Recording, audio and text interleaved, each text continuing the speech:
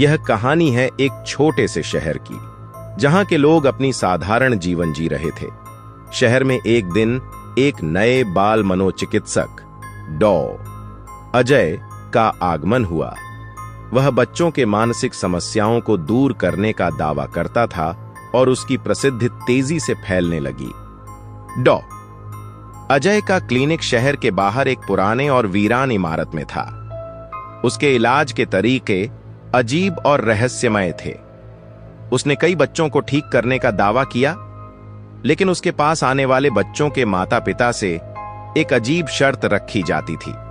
उन्हें अपने खून की एक शीशी देनी होती थी। शुरुआत में कुछ माता पिता ने इस शर्त को अनदेखा किया, लेकिन जब उन्होंने देखा कि डॉ अजय के इलाज से बच्चों में सुधार हो रहा है, तो उन्होंने बिना सवाल किए उसे अपना खून देना शुरू कर दिया।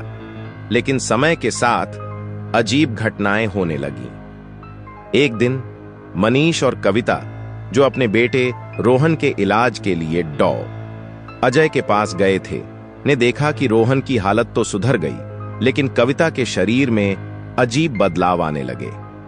उसकी त्वचा पीली पड़ने लगी और उसे अजीब अजीब सपने आने लगे। उसने महसूस किया कि उसके जीवन में कुछ गलत हो रहा है। कविता ने मनीष से अपनी चिंता साझा की और उन्होंने मिलकर डॉ अजय के क्लिनिक की जांच करने का फैसला किया। रात के समय जब सभी लोग सो रहे थे, मनीष और कविता चुपके से डॉ अजय के क्लिनिक पहुंचे। उन्होंने खिड़की से अंदर झांका और जो उन्होंने देखा उससे उनके रोंगटे खड़े हो गए। क्लिनिक के अंदर एक बड़ा सा काला तालाब था, जिसमें बच्चों के माता पिता का खून भरा हुआ था। डॉ अजय उस खून से कुछ अजीब अनुष्ठान कर रहा था। वह मंत्र पढ़ रहा था और खून की शीशियों को तालाब में डाल रहा था। मनीष और कविता ने देखा कि डॉ अजय का चेहरा बदल रहा था और वह एक भयानक राक्षस में बदल रहा था। उन्होंने तुरंत पुलिस को सूचना देने का फैसला किया, लेकिन तभी डॉ अजय ने उन्हें देख लिया।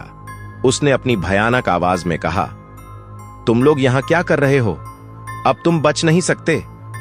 मनीष और कविता ने भागने की कोशिश की, लेकिन डॉ अजय ने उन्हें पकड़ लिया और उन्हें तालाब के पास ले गया।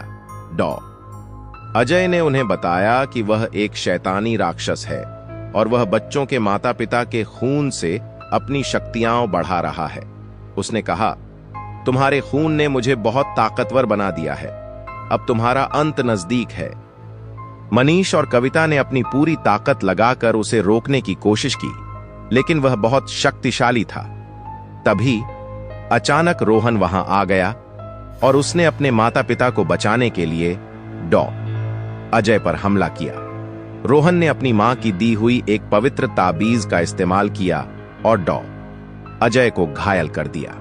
डॉ अजय की चीखें गूंजने लगीं और वह धीरे धीरे जलने लगा। मनीष और कविता ने रोहन को गले लगाया और देखा कि डॉ अजय पूरी तरह से जलकर राख हो गया। उन्होंने पुलिस को सूचना दी और सारी सच्चाई बताई।